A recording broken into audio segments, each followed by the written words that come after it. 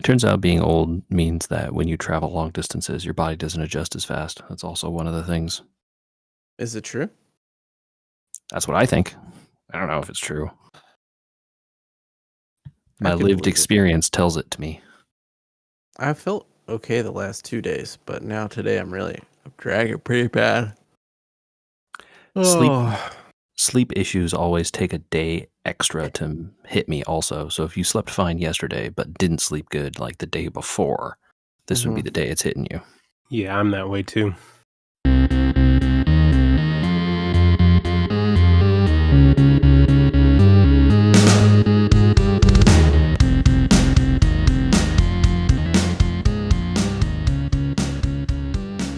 well then it's time to say we're back. 423, we were gamers. Italian edition. Go, Michael. Speak all the Italian. Dimmi tutto della vacanza. Oh, you want me to tell you about my vacation? I would love to hear about your vacation. All about my vacation. He said tutto, which means all of it. Hi, JJ. Hi, what? I'm here. Hello. Tutto is one of those words you learn pretty quickly. It gets used a lot for a lot of things. My favorite localism is the double ciao. The ciao ciao. Mm-hmm. It's like friendly bye-bye. Yeah, I mean, if ciao is bye and bye bye is a common phrase, so I can see it, sure. Well, ciao is also hello. Ciao is aloha.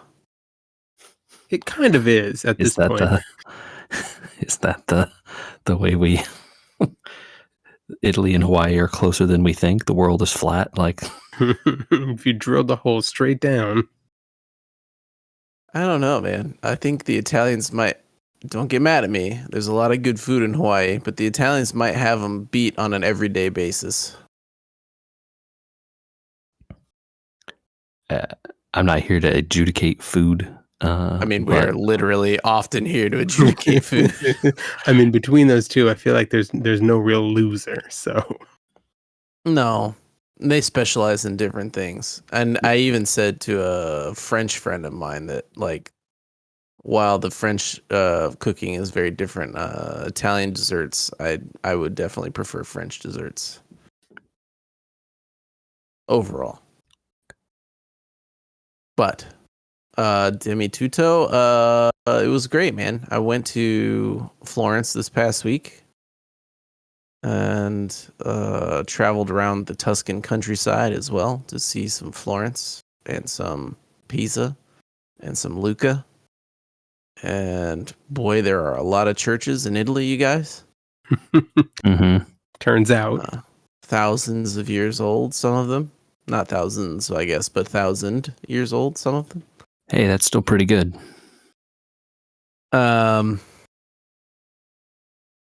It's amazing how you can stare at something, like a lot of somethings, and then still be impressed by something very similar. Like if you stare at too much religious art,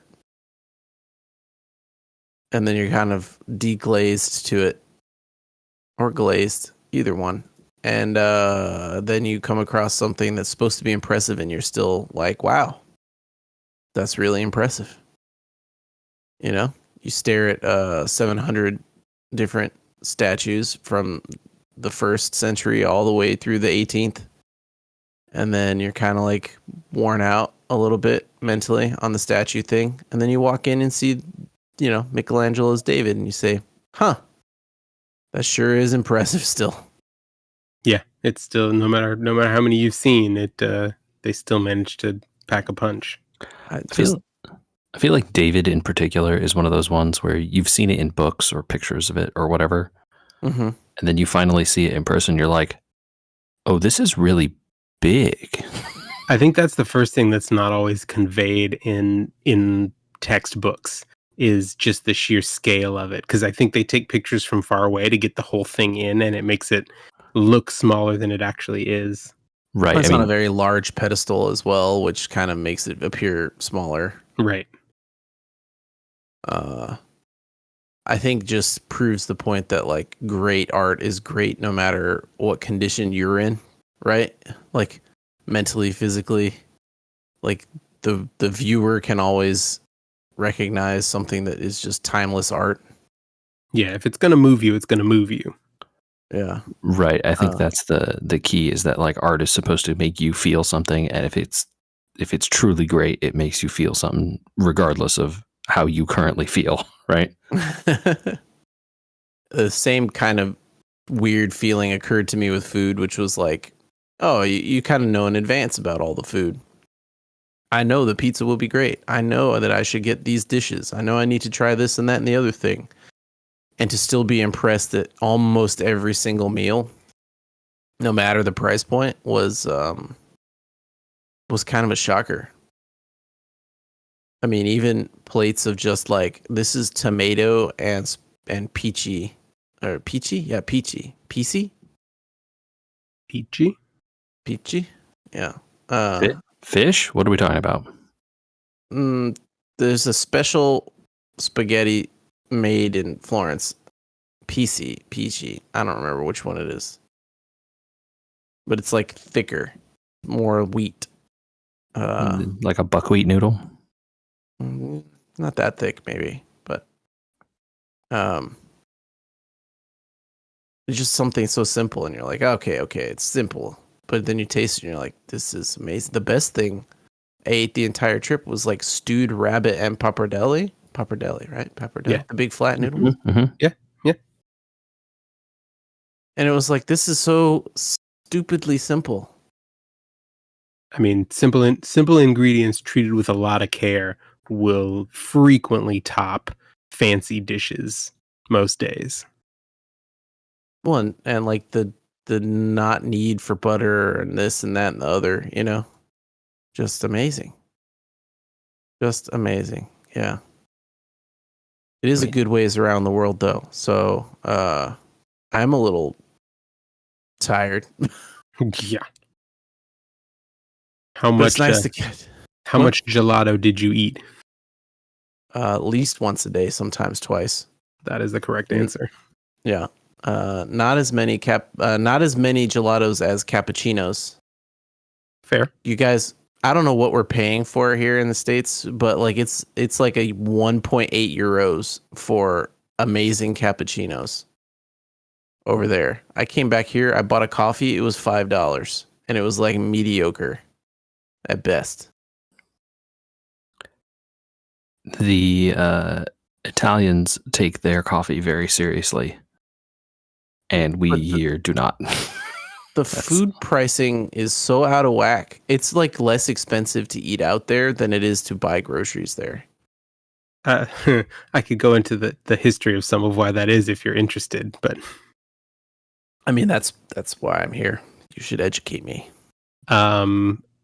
There were issues in Italy, as I think there were in a lot of European countries, when the euro rolled out and all the currencies were transferred over from one monetary system to another, in that there was not enough work put in to lay the foundation of goods and services cost X amount on lira, which was the old currency system, and should cost Y amount on the euro. And so when things migrated over, there were certain things that got all out of whack in terms of what they should cost versus what they used to cost. And so you'll find things like that where food costs are in some ways a little upside down. I mean, they've had the euro for 20 years. Yeah, and I'm sure they've right-sided some of it. I'm just guessing the restaurants all have like vendors and people they go to in like a business to business type situation. 100%. That was true, because we asked sometimes about that, like, where did you get this cheese at? Because I need to go buy a bunch. They're like, no, it comes from a farm like 20 miles away, and we're their only vendor. Mm-hmm. Yeah, it's like, we sell this cheese, they sell all of it to us. Yeah, there's like no other, right? It's like, oh, we get these noodles, the wheat for these noodles from this farm. That's it. Yeah. Well, more than one time it was like, ooh, we want the house red wine. Oh, this house red wine's really good. It's like, yeah, it's from my dad's vineyard up the road. That's all it is. Like, oh, okay, no problem. Just have your own house label grown by your dad up the road. No issue. and Italy is very strict about this stuff, and France even more so, I think, right? With like, where wine comes from and like the way it's made and all the kinds of, like restrictions put on, like, well, you live in this region, you have to grow grapes this way and this kind. And these people that just own these farms are like, this is how we've been making wine for 500 years. I ain't changing it. They do attempt to have DOC there. There are regions and stuff. Yeah. Mm-hmm. They do attempt to have DOC, and it was kind of funny. We went to a wine and food festival. We ran across one in Pisa, and it had been researched by a friend of the pods beforehand, but we didn't know where it was. And then we ran across it and was like, "Well, this is lunch now." Nice. And I was having wine discussions with them. They're like, "You sound like you're from the States." "Yeah, I'm from California." And they're like, "Oh, you're not gonna like this. You have Napa." And I was like, "What does that mean?" Like, "Oh no, you have like better wine." I'm like, No. We have French wine in Napa. Well, you know what I mean? It's like, just because we can mimic other world, zones and grow good wine doesn't mean like I don't want to try your Sangiovese from up the road, which is actually pretty good because it's grown in the place that Sangiovese should be grown. Like, and it's that also misconception is weird to me. And it's also like €3 or whatever, and not like $28 a bottle for a bad Cabernet up here. Michael, did you do wine windows while you were there? No, I don't think we ever did. Okay, because it apparently was kind of a dying trade, and it came back during COVID. But in Florence, they have these like actual like little tiny windows that stick out of the sides of usually restaurants where you can just order wine out of them. JJ, I knew about this from what was the name of that show? Stanley Tucci travel show where he travels around Italy. Oh, okay. Yep. Mm-hmm. Anyway, whatever that show is, I watched it and they talked about those. Some of them are expensive and some of them are cheap. You just got to know which one to go to. But yeah, like, hey, I want Chianti, please. Oh, that'll be €4. Okay, no problem. No, our usual. When I was in Florence studying abroad, my roommate and I lived on the south side of the river to the east of most of the city, and so that would be kind of near the like Piazza del Michelangelo there at the big hill. Yeah, so just at the base of the hill there is where we live. Santa Spirito. Yep. So our typical was whenever we were meeting friends, we like to walk it because it was always so nice in the springtime. But to the city center, that's a good half hour, 45-minute walk, depending on where exactly you're going. So we'd stop at the corner market, get 2-3 euro bottles of decent like table wine, and just stroll and drink from our bottles.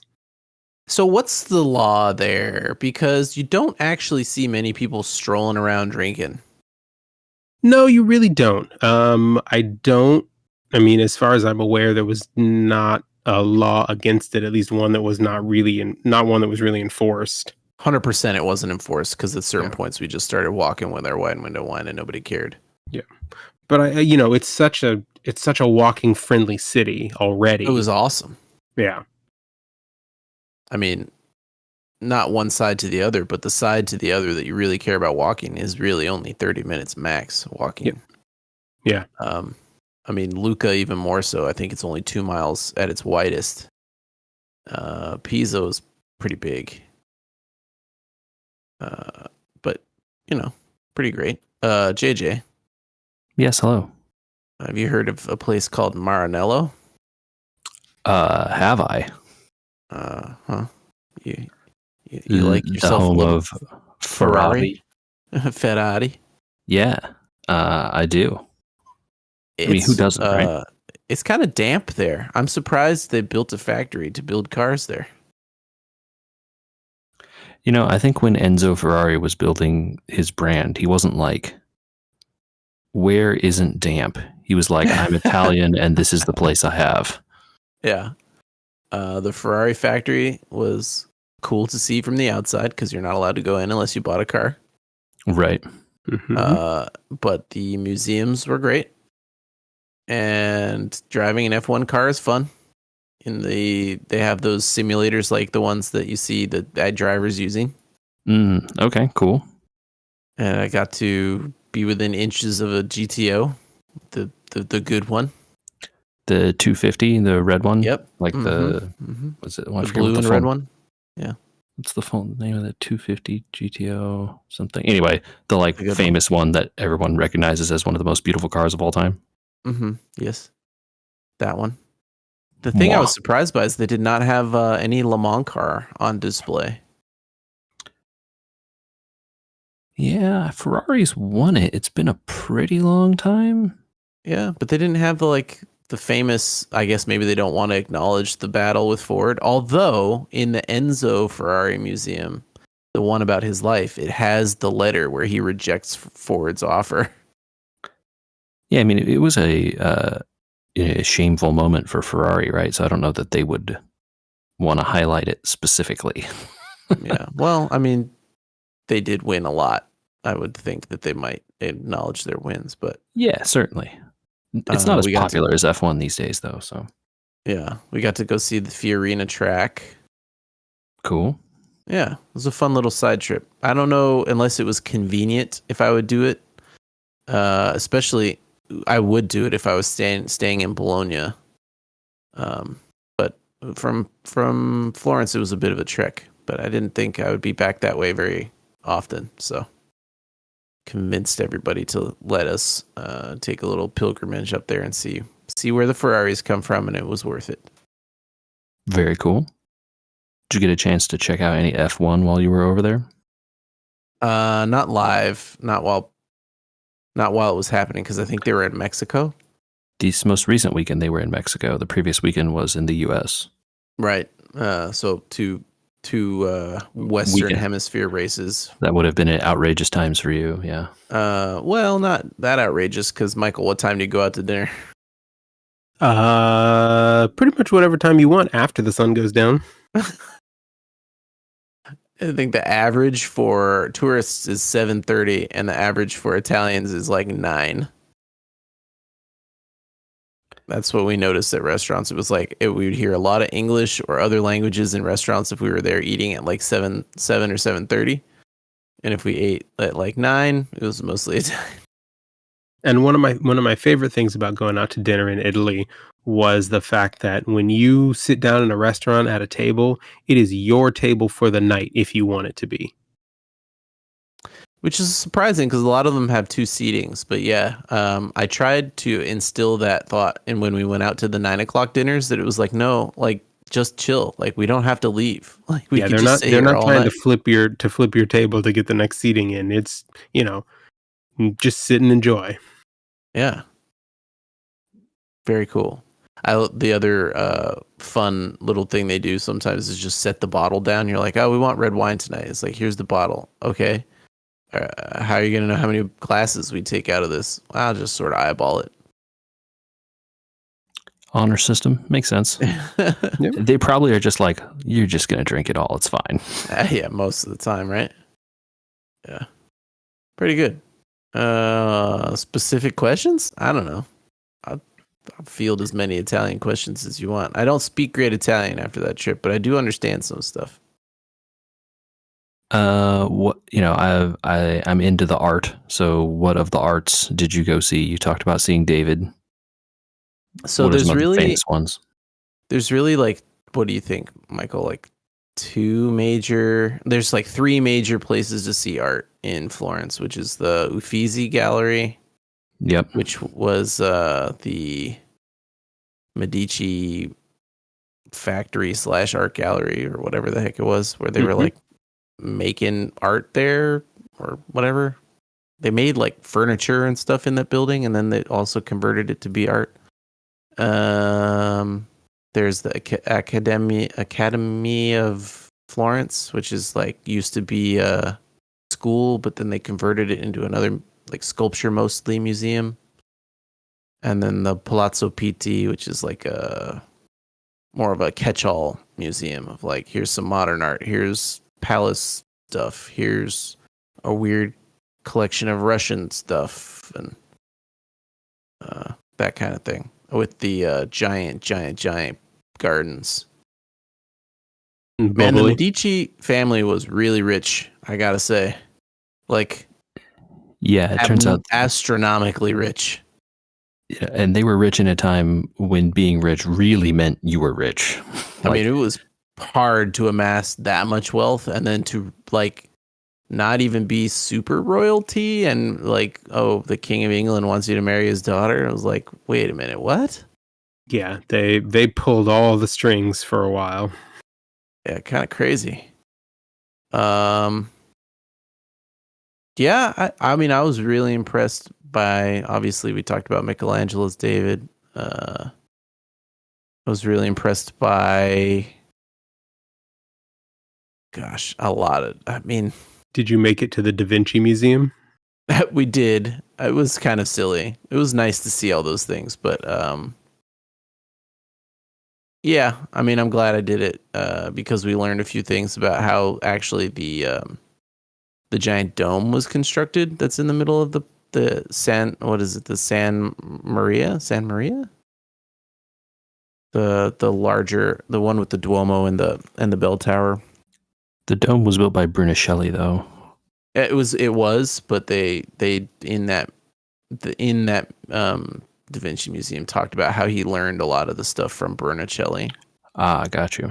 And then they were like, these are tools like that he would have seen being used as he was a young lad learning things. It was like, oh, that's cool because we saw those tools inside the dome the other day.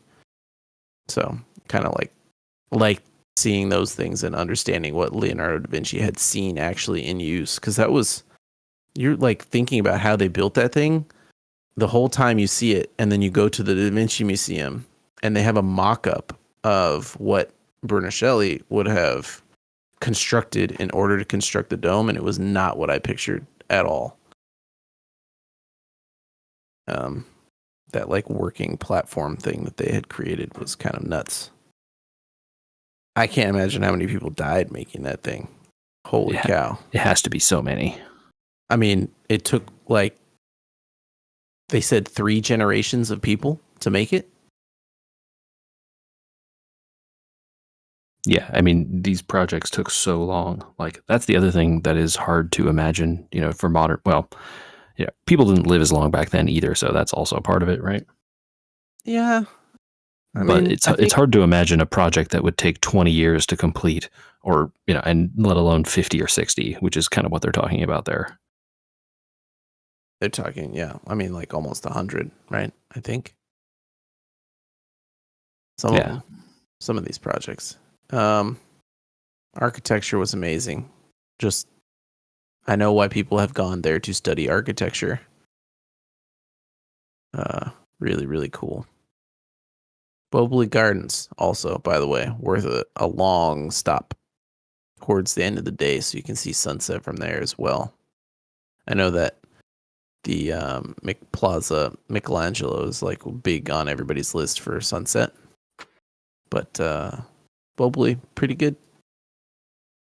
Also, maybe Michael, off the top of your head, but we still have yet to figure out when they tell you on the train "bo," what the heck it means. Oh, I don't know if I knew. Anyway, yeah, I think I was less overall impressed by paintings, but I was impressed by some of them. One of the things that got me that I didn't think I was gonna actually care about seeing was the Medusa shield. Mm-hmm. The parade shield or whatever it is. When I saw it, I was like, that's like really cool. I don't know why it felt so cool, but it felt cool. Yeah, I mean, that's the sign of a good piece of art, right? Yeah, just like the idea of this like super serious, non-serious thing being used in parade dress for people was pretty fun. And just running around and you're like, wait a minute, there's a column right there from the 2nd century in the middle of this park. Well, okay. No worries, everybody. Like, everybody look the other way. It's only, 1,000, 2,000 years old. Yeah, it would be a trip living in places like that. And I'm sure, living in Rome or other like really ancient Italian cities would be the same way. It's just like, You gotta imagine. how would you ever get used to it? I don't You know. grow up there, right? It's hard to imagine in a country that's just a couple hundred years old, right? Yeah. I mean, we were staying in a building. I think it was like 500-year-old building, and you're just like, well, it has to be 500 years old because it's in the middle of this city. There's like no other choice except for it to be 500 years old. Right. They didn't like rebuild new streets here. Yeah, but then they've been like fully retrofitted with modern sewers and modern this and modern that, and you're like, how does this work? Kind of mind-boggling, considering we live in suburbia. Like, everything's sort of planned out. And everything's so new and it turns over so quickly too, right? Nothing lasts even 40 years here. No. Yeah, I had the thought when we were there, like, how many more generations will my house even last before it's just knocked down? Yeah, it's a fair question, right? Yeah, who knows? I'm not trying to be morbid about it. I just mean, like, no, that's the way it works here. Yeah, between like development or termites or earthquakes or whatever. Like, I'm not confident to say like, my house built in 1960 is going to be here in 2360. No, I mean, I think if you get to, at this point, 2100, your house would be a historical monument. Yeah, true. You know what I noticed while there, which I had confirmed for me when we got back, is like I had always had the sense that Hayao Miyazaki's work is extremely influenced by Italian countryside and architecture. I mean, obviously, it's very influenced by Japan, but a lot of his storytelling that seems to take place in like a Mediterranean environment. Mm-hmm. And we got back and we took the kids to go see a theater re-release of Kiki's Delivery Service. Okay. Solid. And it was the 35th anniversary, which is why they were doing it. And it's straight up lifted. It's like, I would love to read a biography and find out that he lived in Italy or something for a long time, because the city feels like it's like lifted exactly from like a Spezia or like a Lucca or some kind of like small town that just happens to be on the ocean. I know Lucca's not on the ocean, but does Porco Rosso kind of take place in Italy too? I mean, it's definitely somewhere in the Mediterranean, because he's like on an ocean with his boat, plane boat, whatever it is. Right. I'd believe it. If he spent a summer there and just like constantly wistful over it or something. Yeah, it's just surprising considering the everyone. A lot of his stuff is it's just very pastoral in terms of Japan, but it also seems like it's very heavily influenced by like mid-70s Italy. Speaking of Miyazaki, though, have either of you seen Ponyo or like seen it recently? Not recently, but I've seen it. Yeah, I saw it, but it's been a very long time. We watched that with the kids recently too, and spoilers? Yeah, spoilers for Ponyo. Sure. Is Ponyo just Evangelion but made by Hayao Miyazaki? I'm pretty sure everyone's dead. In the end, you mean? Yeah. I mean, by the end, at least, yeah. Like, they all just died in that giant flood or whatever. And then the world is all sunk, like in Ava. Maybe it's all connected. I was going to say, I'm sure you could find someone who's written a dissertation comparing the two. I mean, the whole thing's underwater, and a lot of stuff seems to be ruined in Evangelion, not just by the giant destructionary habits of everything. Destructionary habits? I don't know. Yeah. I don't know that the timelines align on those super great, but certainly, you know, Miyazaki could have made it as an intentional prequel. I just know that it seems like it's dealing with not a lot of the same issues because it's about children and all that. But when you get to the end and there's like flying fish and things are changing shapes and there's people breathing underwater and the magic stuff starts to take over, is pretty kind of like, I think they're dealing with some sort of death allegory here, and I can't figure out how. Which, you know, connected it to Ava for me. But I would have to watch it again because the last time I watched it was before I watched Ava for the first time. So having seen that, I would have to go back and rewatch it now to. Yeah, I don't recall making that connection when I watched it, which I mean, I had watched Ava before that, so I would in theory have been able to make that connection, but I don't recall doing it.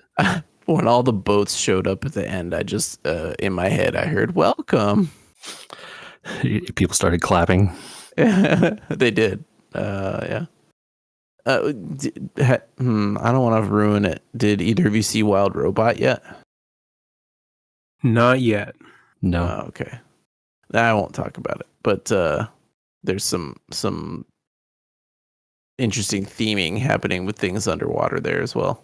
Kind of fun. Speaking of underwater, JJ. Yes. How are Frank and Hank? They're still trucking, man. Being crabs, doing crab stuff. How much water do they have access to? Not a ton. They have like a couple little dishes inside the tank. Mm-hmm. You know, like I don't know how to explain, but like not deep but wide. They have a little spa access. Yeah. Right. Yeah. Fair Stephanie enough. Says they refill it, you know, once a day or so. Oh wow! So they're splashing around in there. It's hard to know what they're doing in there, right? They're very nocturnal animals, and they kind of chill during the day. Not that they don't ever move, but they're definitely more active at night. Could they be tricked into changing their cycle of time if like there was some sort of blanket situation? Do you want me to ask 7th grade special ed children to run a science experiment on the crabs? When you put it that way, it makes me a little worried, but also yes. I have no idea if that's possible or not.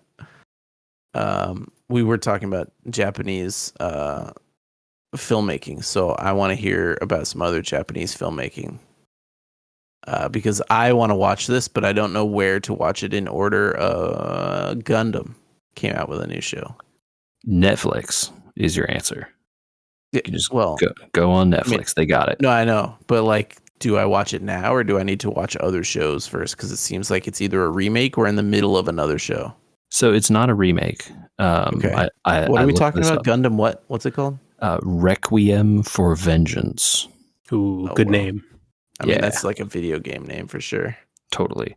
And that is an apt thing to say, Andrew, because this entire series was made in Unreal Engine 5. No, it was not. What? It says it. It is an anime. It's a completely CG animated show made in Unreal Engine 5. Whoa. It says it in the credits. Here we are. Yep. It's over. Unreal is everything now. They've won. I mean, look, don't get like it twisted. It's not like they advertised this as, you know, it's an animated show, you know, and it's an anime effectively. They just made a CG anime instead of a drawn one, right? I mean, CG anime is pretty controversial. The last couple ones made by the Final Fantasy people were not well received. But they do get made, so it's not like this is a thing that never happens. Correct. It's a limited series. There's only 6 episodes, and then it's just done. They look, yeah, it's done. But spoiler, Is that a spoiler? It takes place in the Gundam timeline stuff, the Universal Century. You see that Yes, timeline, the best timeline. So it takes place in there, and they give you a date. So you could go to find a timeline and figure out where it falls on the thing. But it's not like you're gonna knowing some stuff that's happening around that time, I suppose, would help you. But is it directly connected to anything in the UC timeline, or is it just sort of on its own? I mean, because there's a lot of Gundam shows that like slide right into, other people's stories. Like, I'm not aware of Char's series and Hathaway and a bunch of other stuff are all like connected. I'm not aware of this connecting directly to other stuff, but I didn't go research the timeline beforehand. I watched it and then I did the research afterwards. So I'm not like, I may have missed connections because I didn't go rewatch old stuff first. But this is during the time when the Zeon forces are invading Earth, right? Okay. And this takes place in a specific unit invading what is like Romania, basically.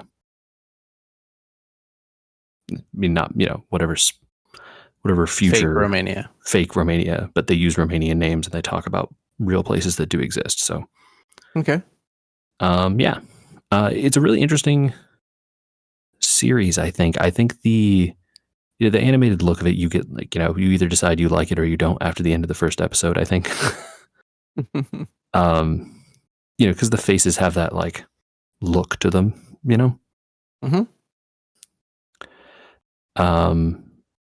But I thought it was pretty good. It has you are following the Zeon forces, so the Gundams are the bad guys, right? Because the Gundams come in on the the EFF or whatever the other side of that war. So you're following Zaku pilots, basically. I like that it's in this timeline and we don't have to I mean, there's a lot of stuff that's not in the timeline, Right. Like Iron-Blooded Orphans and Wing and all that stuff. And Gundam Seed and all those other weird ones, right? So it's cool that it's connected, but it's not that connected. And then they don't have to go explain what is a Zaku and how all what are, and they make some references to a Minovsky particle and new types and things like that, right? Some of that stuff gets thrown around, stuff that shows up in the original Gundam series is but it's not the focus of the show, man. It's fine. You'll get very clearly what it's about. I really did enjoy their portrayal of the Gundam because the thing you learn from all the other early Gundam shows is the Gundam is the revolution out there, and it's just mowing through all these Zeon units, right? Yeah, well, it seems to at first, and then you get 08th Gundam doesn't feel like it's as strong as the Gundam. Yeah, but since this takes place from what would be the the Zeon perspective, it's it's almost like a war horror story, right? Their attack into this gets destroyed, and the Gundam is almost like a kaiju. It shows up and decimates everything, and everyone flees in terror. Yeah, it's a pretty good show. I enjoyed it. Requiem for Vengeance, Gundam Requiem for Vengeance. So check that out. Nice. Requiem for Vengeance. Echoes of Wisdom. We're not talking about the new Trails game, Andy. I mean, you guys can, but I don't. There's no way I'm going to get the title right. That was a joke on you for saying a bunch of things that sounded like a Trails name. I could keep going. We don't have that kind of time. But yeah, so I think you guys both unboxed the first Zelda game that's an actual Zelda game. I'm gonna become a disappointment to you because I made a decision to help out my beautiful spouse on the airplane with my headphones that I brought with me to play my Nintendo Switch because the functionality of hers did not work with the seat in front of her. So I did not have access to be able to hear Echoes of Wisdom and decided I was not going to play it on mute. Was that the right choice, JJ? So have you played any Echoes of Wisdom, Andy? I wish I had, but I have not. Okay. Well, I'm pretty close to the end at this point. I mean, it's not a terribly long game. It wouldn't be We Were Gamers if we weren't doing something asynchronously. Yeah. I don't know how much I want to talk about it then for fear of warding you off of it or you not experiencing stuff. I think you guys know what the game is about generally from the ads and stuff, I assume. Although Andy doesn't watch trailers, so maybe not. I know that it is about Zelda and not Link. Mm-hmm. I know that it looks like that other game, Link's Awakening. Yeah. And I know that she can cast spells. That is literally it. Gonna have to specify what you mean by cast spells. She has some sort of ability to affect magic in the game, unlike Link, who used weapons. Okay. I think I can say some stuff then. In the intro, you gain access to a power to duplicate items that you see, right? Like this is literally like the first hour of the game. Okay. Those are the echoes. The echoes, yes. Up to and including like tables, beds, pots, trees, and then later like enemies. Not even later, like immediately. You know, you kill a bat and then you gain the echo of the bat, and then you can summon a bunch of bats who then fight for you, right? Ooh. And so the primary method that Zelda can use to damage anything is summoning a bunch of enemies to fight for her, effectively. She becomes a necromancer. You know, they don't explain it like that. But it's not far off. Yeah, the powers are a little different there, but yes, the idea is similar. I mean, you have to kill the bat, right? To get the bat echo? Yeah, but then you can make like 700 bats. So She's you're replicating the idea of the bat, not the bat itself. So she's a neuromancer. She doesn't have any decks, and is not like a choom or anything. So not quite a neuromancer. But anyway, the little blob fairy following you around is called Tri. The rod that gives you this power is the Tri Rod. And that's, the opening of the game, basically. Instead of the Triforce. I see. Very clever. And there's a bunch of voids all around the world. You got to go around and close them up and, do some adventuring. Nice. I won't go much farther than that in terms of the stuff you get, but hey man, you also get access to like a sword and bombs and stuff like that, right? Like this is still a Legend of Zelda game. I will 100% play this game. I just couldn't make it happen on this trip due to existential circumstances of needing to be a good spouse.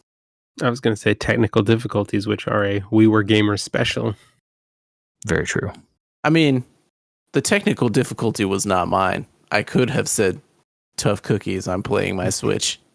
Could you?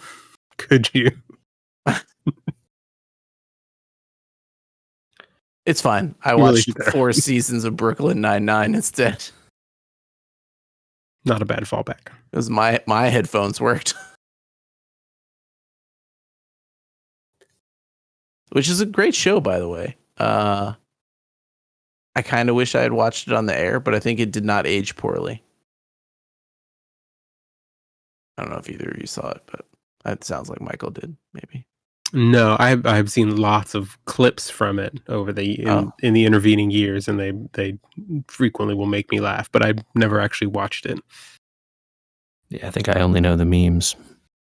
I think a lot of people would tell you that Sandberg wore thin towards the end of his run of being very popular.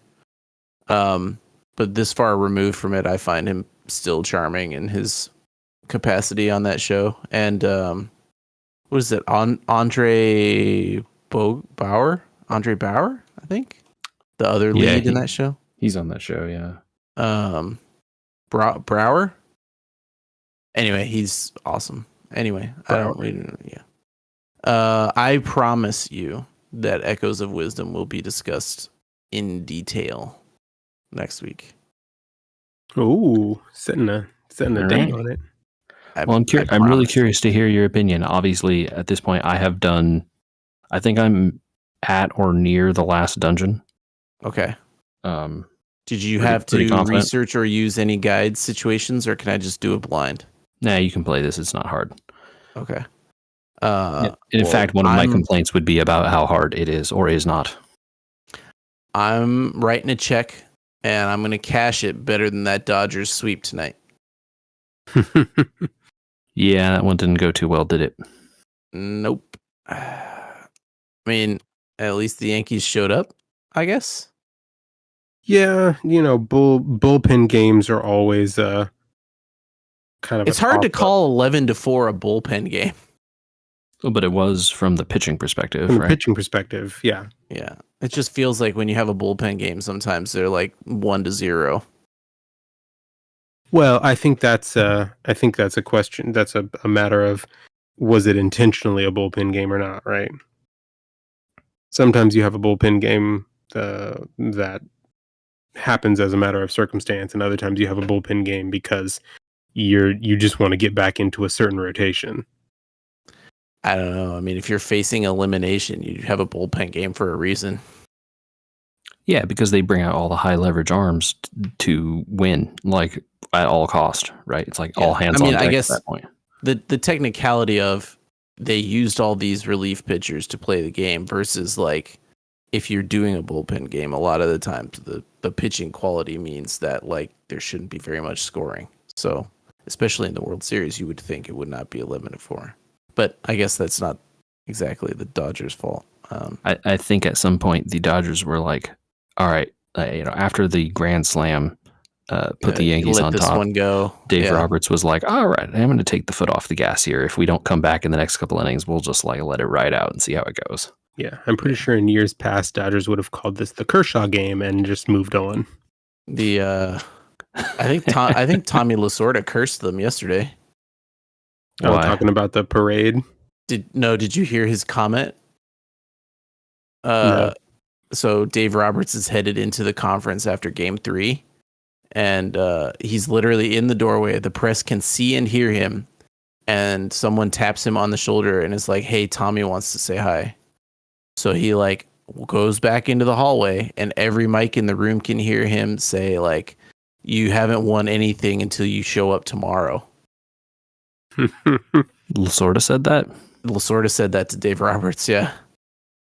And then he comes in and everyone's laughing, and Dave Roberts is like, I guess you all heard that, huh? And he goes, yeah, I like Tommy. He's a straight shooter. And it's like, well, you should have listened then. At some point, whose fault is it really, right? Like baseball. Nobody's baseball fault. I mean, right? Yeah, it's almost impossible to win 4 games in a row against the same team. Yeah, you got to expect they would get 1 back, right? And, maybe they get 2 back, and then the Dodgers come back in Dodger Stadium, right? Who knows? Yeah. They're in the World Series for a reason as well. Yeah. Sports, football. How are we all doing? We're all still alive, it sounds like. I lost a game by 2 points this week, and not happy about it. I'm sorry. Is what it is. My team's not doing awesome in that league, though, I'll say. I'm on the lower half. I'm 3-5. Not doing that hot. I have one team that has moved to 8-0, I put in 30 minutes a week worth of work and I do nothing else. I mean, why if you're 8-0? Yeah, you just ride it out. Yeah, I think this week is deciding what to do with Jordan Mason, and that's it. You bench or drop him. That's what you do. I think I'm dropping him. I just He's got to cooked. decide who for. Yeah, he has served his purpose. He's done, man. Yep. Yeah.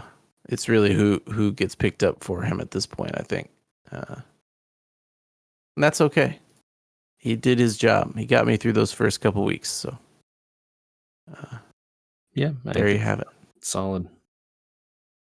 All right, rapid fire here. Our last thing of the day. I don't know if any of you guys saw this, but I think this was. I'm trying to find a date that they did this. I don't see a date. Did either of you see that Rotten Tomatoes for their 25th anniversary used all their critics' data, sent out interviews, and came up with the 25 best movies of the last 25 years? I did not, but that sounds like something I would definitely be interested in reading. I'm going to read them off right now. All right, let's hear it. Okay. All right. 25 to 1. Okay, that's the right way to go. That's the right order, right? Yeah. And who are these critics? It's just like general movie critics? An aggregate of their movie critics. Not like general internet population. No, they have a separate list of the general population, but that you can just sort by Rotten Tomato rating. So it's kind of dumb. Right. Okay. Sure. Yeah. Okay. Whatever. Yeah. So the way they did this, interesting one. Okay. So the way they did this was they let each person pick 5, not 25, and then they tallied everything up and came up with 25. Oh, see. Okay, that also makes a huge difference. Okay. Yeah. And 5 movies over 25 years is hard to pick. Ooh, so yeah. Should I give you the tomato meter for these movies or not? I'm curious. Because I bet there's going to be some that are like highly picked and tomato meter is horrible. Okay. 25, Arrival. Okay. I enjoyed that movie. Look, Denis Villeneuve should be on this list somewhere. So good, right? Sure. Yeah. 94%. Black Panther, 24. 96%. Kind of wild people would pick that as top 5 in the last 25 years, but maybe. Oh, yeah. It's pretty good. 23, Paddington 2. 99%. Oh, okay. Paddington 2, 99%, by the way. People put Paddington 2 in their top 5 movies of the last 25 years? I guess so. 22, Tree of Life, 85%. Terrence Malick, very interesting. Okay. That's an arty type movie, so it's not surprising sure the is. tomato meter is lower. That's that one with isn't Hugh Jackman in that? Or I didn't see it, so I don't know. I don't remember. 21, Inglourious Bastards, 89%. That's a lower Rotten Tomato meter than I would have thought. I would have thought higher as well on that too. But Quentin Tarantino, some people don't like him. 20, Zodiac. That one is one I have not seen. Okay. Yeah, I have not seen it either. 90%. 19, LOTR, Fellowship of the Ring. Interesting someone would put Fellowship of the 3. I think it's the same issue as my list where Star Wars is the number 1 Star Wars movie.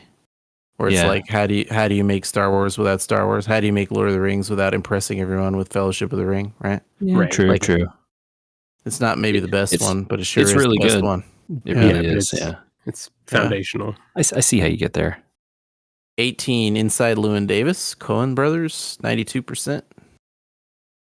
I know nothing about this Don't film. know that one. Mm-mm. I've seen it. It's like a New York City thing. It's like a faux Bob Dylan character kind of thing. I think it's how Oscar Isaac got famous. I could be wrong about that. 17, Whiplash. Oh, that's a great film. You know, it's one I haven't seen. 94%. Yeah, I haven't seen it either, but I've heard good things. I think both of you guys would enjoy that movie. I would believe that. 16 Magnolia. PTA. You gotta like PTA though. 82%, which means a lot of people don't like PTA. Yeah, I was gonna say. Yeah. 15. This one I think we all are gonna say should be higher. Everything Everywhere All at Once. I was wondering where on the list it would be. Yeah, I was gonna say it had to be on there, but interesting is 15. I guess, there's probably people, because it's more like, I don't know, it's not fair to say it's an indie movie, but it's more not big studio, right? It's on the indie end, I would say. I would not call it not indie. 93% too, so that's surprising. Yeah, I would have thought that'd be higher. 14 Moonlight, 98%. Okay. Yep. Yeah, that tracks. We had to have it on here somewhere. 13 Get Out. Horror movie that high. Wow. Yeah. Well, is it? It's almost as much social commentary as it is horror, right? Yeah, using a horror movie trope to do social commentary, basically, right? Porque no los dos. Yeah, I guess. Yeah, 98%. Oh shoot. The better PTA movie, 12, There Will Be Blood, 91%. There you go. Yeah, it is. Yeah. This is one that I like. 11. Oh, we're just gonna keep it in the Western genre here. Western America, not Western cowboy. No Country for Old Men, 93%. I was gonna wonder if that was gonna be higher up this list, but yeah, okay. Yeah. I think time has not kept it on the top. I mean, because that movie is 17 years old, so. Yeah, I guess it's towards the back end of 25 years now, which is depressing to say. As we enter the top 10, my guess is that we're going to be under a decade for most of them because recency bias, Yeah, totally. Yep. But we'll see. 10. Oh, I'm wrong. Social Network. Wow. Okay. 2010. Is Social Network that good a movie? That's another one I haven't seen. I just had no interest. It was very popular at the time. Very popular. It's David Fincher. I know why it's popular, but at the same time, it's like a bunch of dislikable people. I don't know that I want to see a movie about it. So I think in the time it was, seen as like an origin story for these mythical figures, and time has been very unkind to all of those figures. So I think, it now looks much worse in retrospect. You go watch that now, it's like, do you want to know about Mark Zuckerberg? No one does. Yeah. I mean, it's closer to the inception of Facebook as a movie than to the movie, right? Like, right. Yes. Totally. Yeah. Oh man, I was way off. Oh my God. So a lot of things going on here. This movie's from 1999, so you can probably guess what it is. It's The Matrix at number 9. I didn't know that was still in the window. It's 25 years. Exactly, I guess. Well, it makes sense. Tomato meter 83%. What is wrong with people? Who doesn't like The Matrix? I don't know. I don't get it. Well, still wrong. Pan's Labyrinth 2006 at number 8. That's another one that I haven't seen, but I know is very popular. Guillermo del Toro's best movie, probably. Yeah, I was going to say it's probably his best thing. I love Hellboy, but Pan's Labyrinth is much better. Yeah, much better movie, for sure. God dang, I was so off. I'm happy with these critics, man. Number 7, Spirited Away, Hayao Miyazaki, speaking of the man. Good choice. The most successful and popular of his movies, I believe. Yes. Far and away, Gangbusters the most popular, for sure. Probably due to No Face's character design, if nothing else. But it's still a very good story. Number 6 is a movie I've never heard of. The In the Mood for Love, 2000, 92%. I know nothing about this movie. I don't know this movie at all. It's a Hong Kong film. No. I'm going to have to look that one up. Number 5, Portrait of a Lady on Fire from 2019. Now we're getting into newer movies. Okay. That's a French movie, I think. I'm pretty sure that's a French movie. It is. I've heard of that movie at least, though. Yeah, I've heard of that one. Haven't seen that one. Number 4, you knew it was coming. 94%, The Dark Knight. There it is. I expected it somewhere. Chris Nolan had to hit the list at some point here. I'm proud to see David Lynch hit number 3 above Chris Nolan, though. Can you guess which one?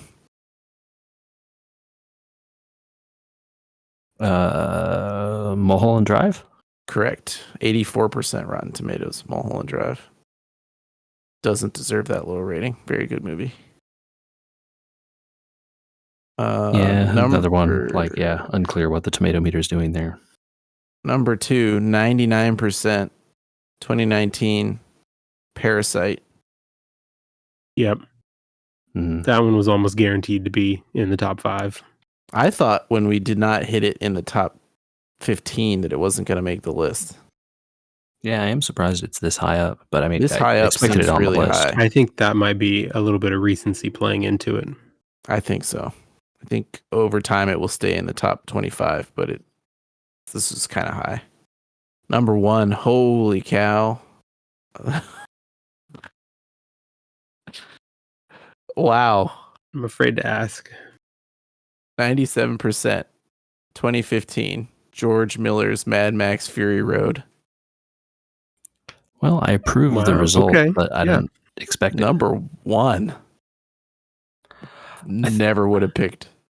I think the reason it's there is recency, right? Yeah. But like, if you had done this with a slightly wider window, you would have gotten people including like Terminator 2. Oh, sure. I mean, that would have been 97? Terminator 2 was like 93. Okay. Maybe I'm wrong about that. I thought it was maybe 90. Maybe you're right. No, maybe like you are 90, right. 95, 97. No, dude, we're way off. It's 91. Oh, okay. I was closer, but yeah. Anyway, I think if you had done a wider window, you would have gotten people including that because, they want to like put an action movie in there. Sure. So everyone tried to think of one action movie, and single one. This is the best one, right? It was either Mad Max or Dark Knight, right? And Dark Knight's barely an action movie.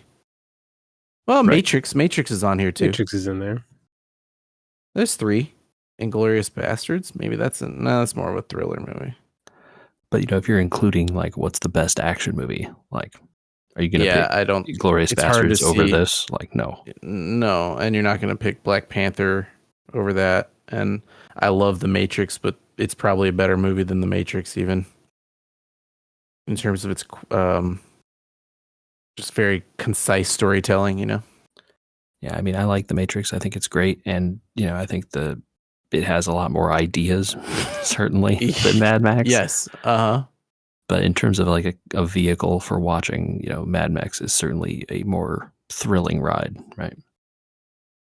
Never would have picked that to even be on the list as much as I mean, it's on my list at near the top, but it does not seem like something that would make this list. But anyway, that was a fun exercise. I'm glad I saved it. Cool. That's a good list. I like it. Yeah. It did pretty well considering, like this is something AFI used to do, and it was like this like almost holier than thou project, right? This is a little bit more aggregated. I liked that some of the critic scores were higher than the tomato meter. That's good. Good for them. All right. Well, if you think something was left off the list, where should you send it? Yeah, you should send that to podcast@weweregamers.com. Let us know what some of your favorite movies of the last 25 years were. We could forward it to them, I guess. Yeah, I'm sure they, they always take our calls. So We're media, register ourselves as critics. That's true. We could. Sundance, here we come. Yeah, it sounds like a lot of work.